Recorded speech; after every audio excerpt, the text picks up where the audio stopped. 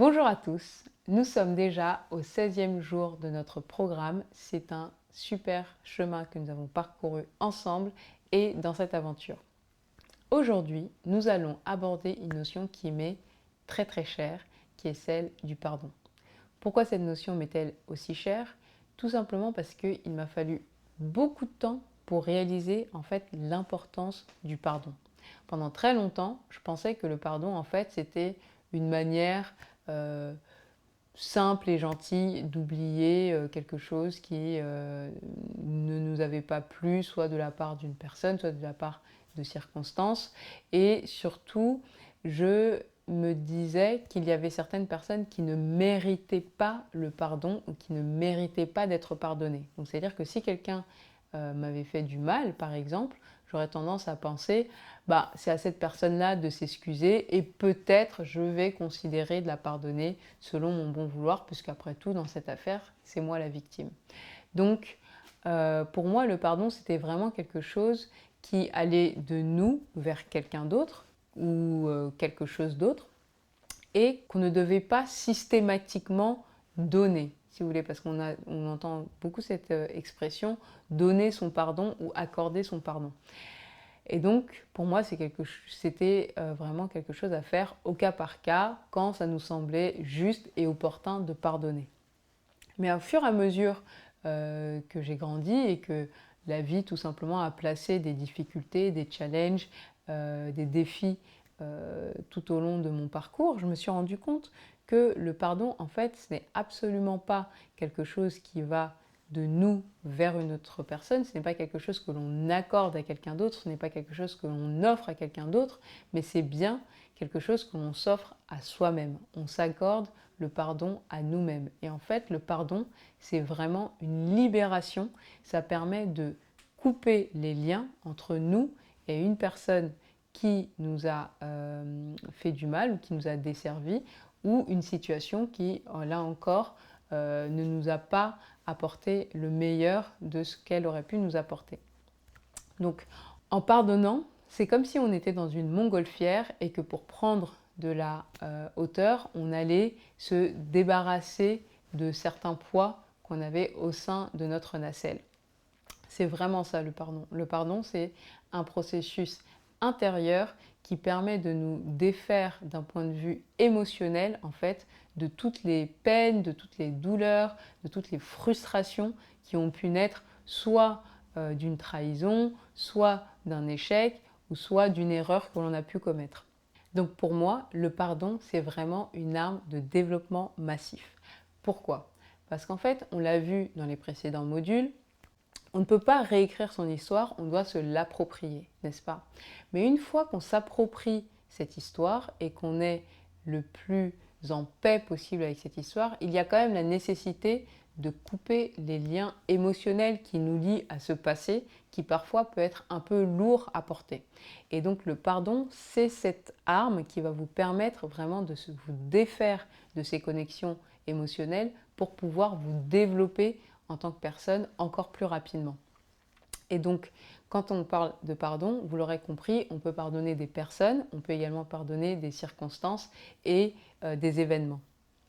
Donc, pour ce module, l'action que je vais vous demander de faire, c'est vraiment de lister l'ensemble des personnes et des situations et des événements que vous avez le plus besoin de pardonner.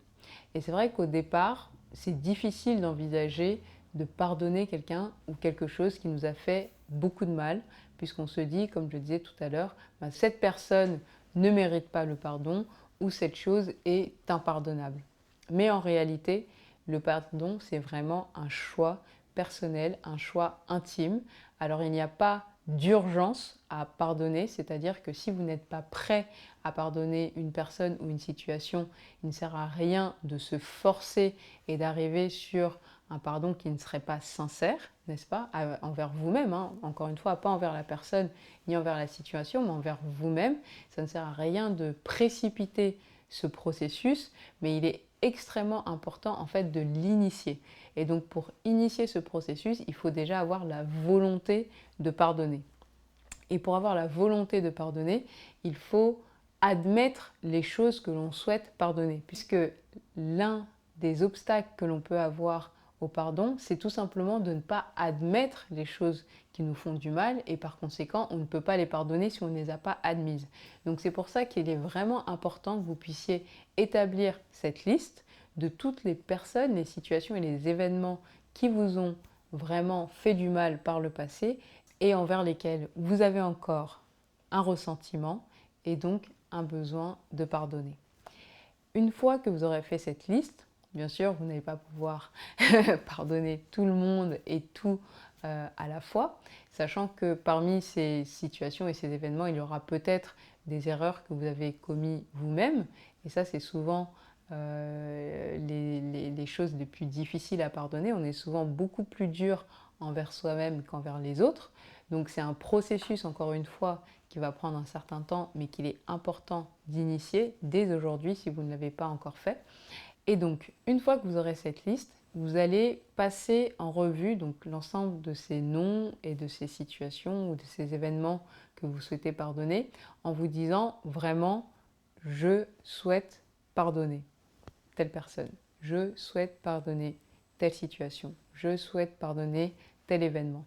Et donc, ça peut paraître anodin de faire cet exercice, mais en fait, simplement en verbalisant votre volonté de pardonner, il y a des mécanismes inconscients. Vous vous souvenez, on parlait dans le précédent module du conscient et de l'inconscient, donc ces deux aspects de votre esprit. Il y a des mécanismes inconscients qui vont se mettre en place dans votre esprit et qui vont vous mettre dans de meilleures dispositions pour pardonner ces personnes et ces circonstances.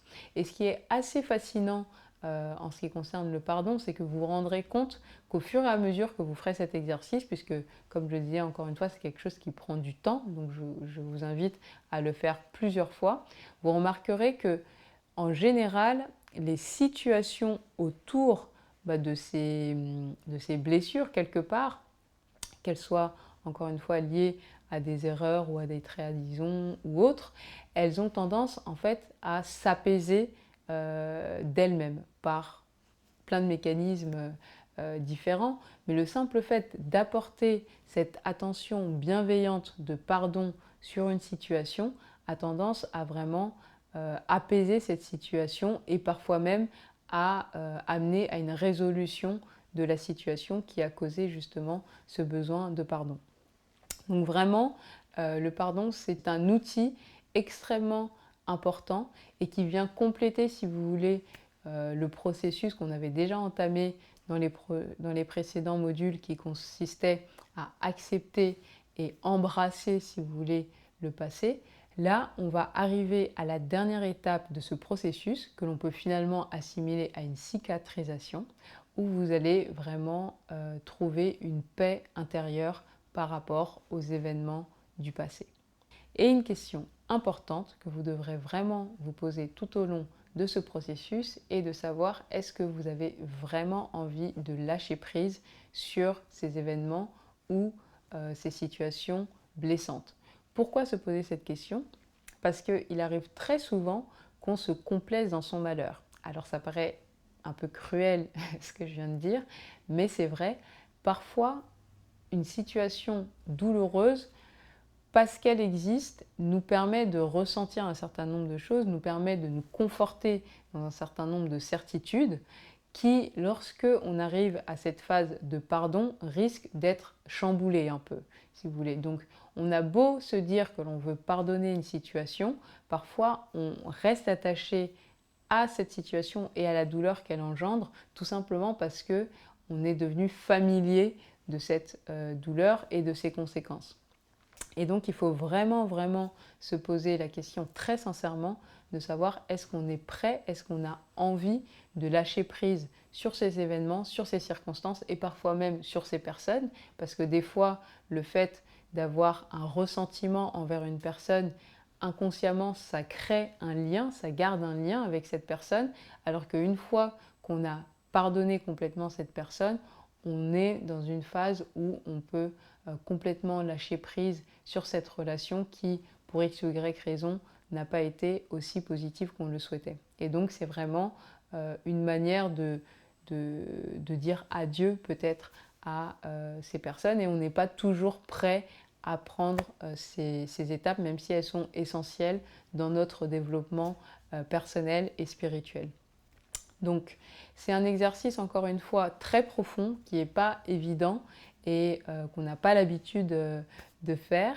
Moi-même, les premières fois où j'ai fait ces exercices, je ne vais pas vous mentir, j'ai énormément pleuré parce que ça a réveillé des choses que je pensais terminées, mais qui en fait n'étaient que endormies. Et surtout, ça m'a permis de me rendre compte qu'il y avait énormément de peine, si j'ose dire, que j'avais pu expérimenter étant très jeune, que je n'avais pas en fait traité d'une certaine manière, parce qu'on dit souvent le temps guérit de tout. En fait, non, le temps ne guérit rien du tout. Quand vous avez une blessure, il faut la traiter particulièrement, singulièrement à chaque fois qu'elle apparaît, parce que le temps lui-même ne va rien faire. Vous allez juste l'oublier et la remplacer par d'autres problématiques, par d'autres problèmes. Votre esprit va être encombré d'autres choses, mais cette plaie, elle restera là, bien béante, tant que vous ne ferez pas le travail de la soigner. Et en fait, le pardon, c'est ça. C'est soigner des blessures qui sont survenues dans notre enfance, dans notre adolescence ou un peu plus tard dans notre vie d'adulte. Mais quoi qu'il advienne, il ne faut surtout pas laisser en fait ces blessures sans leur apporter une attention particulière. Donc c'est une image que j'aime bien prendre, c'est l'image du ballon de baudruche. Donc imaginez un ballon de baudruche qui ne soit pas gonflé. Lorsque vous faites une petite tache dessus, elle paraît minuscule, mais au fur et à mesure que vous allez gonfler votre ballon, cette tache va grandir avec le ballon et paraître de plus en plus grande. C'est pareil en ce qui concerne les blessures que l'on peut avoir, les blessures psychologiques que l'on peut avoir, elles vont avoir tendance à paraître minuscules au départ, ou en tout cas on va les minimiser, ou pas toujours, ou des fois dès le départ elles paraissent conséquentes, mais si on ne fait rien, quelle que soit leur taille de départ, elles auront tendance à grandir avec le temps. Donc il est vraiment, vraiment important de les soigner dès que possible. Et il ne faut pas sous-estimer, par exemple, les blessures qu'on a pu avoir dans son enfance à cause, par exemple, de railleries qu'on a pu avoir à l'école, parce que les enfants peuvent être très cruels les uns avec les autres. Et donc il est important, une fois qu'on est adulte, ou en tout cas un peu plus âgé, de retourner sur ces épisodes et de vraiment les pardonner, ou certains d'entre nous ont pu manquer d'attention ou d'affection de la part d'un ou de leurs parents. Et c'est vrai qu'aujourd'hui, on pense que on est passé au-delà de ça et qu'on peut vivre sa vie sans retourner sur ce sujet. Et pourtant, c'est vraiment des éléments qui sont tellement fondateurs dans la personnalité et dans le parcours d'une personne que si on a un malaise vis-à-vis de ces éléments, il faut faire le travail d'aller les pardonner et d'aller les soigner. Donc il y a plusieurs façons d'y parvenir, plusieurs méthodes. Je vais vous mettre des ressources avec cette vidéo. Donc certains vous parleront de la méthode Ho'oponopono, qui est une méthode millénaire de pardon personnel et collectif.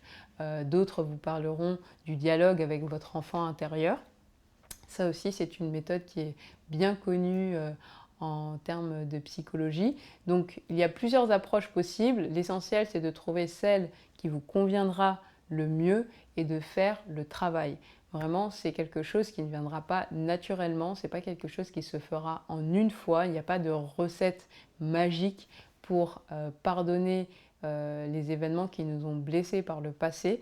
Mais sachez qu'une fois que vous y parviendrez, vous allez vraiment atteindre un stade de libération qui va vous permettre d'avancer, mais vraiment de façon très très très rapide vers vos ambitions et vers vos objectifs, parce que vous aurez été libéré et débarrassé de certains poids du passé. Donc le pardon, c'est à la fois très pragmatique, mais aussi très spirituel, puisque c'est quelque chose qui se passe à un niveau assez subtil, comme je disais tout à l'heure, et qui a tendance à vraiment avoir des effets sur des situations alors qu'on ne les attend pas forcément, et on peut expérimenter ce que moi j'appellerais des petits miracles. Donc je vous laisse faire cet exercice qui n'est pas toujours évident. N'hésitez pas à partager vos impressions, vos réactions au sein du groupe et bien sûr à vous soutenir les uns les autres comme vous le faites déjà depuis quelques semaines et je vous en remercie. Donc bon courage et je vous dis à très bientôt pour la suite de ce module sur la spiritualité. À bientôt.